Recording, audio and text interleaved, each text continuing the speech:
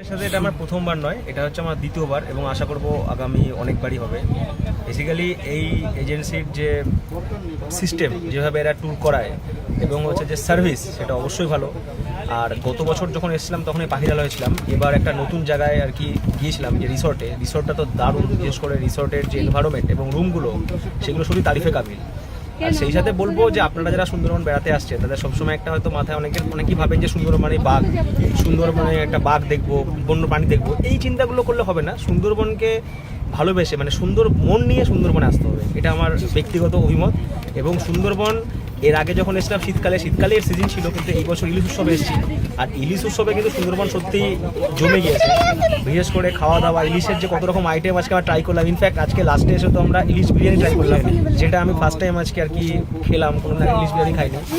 সব মিলিয়ে প্রোগ্রাম খুবই ভালো, আমার তো খুব ভালো লেগেছে।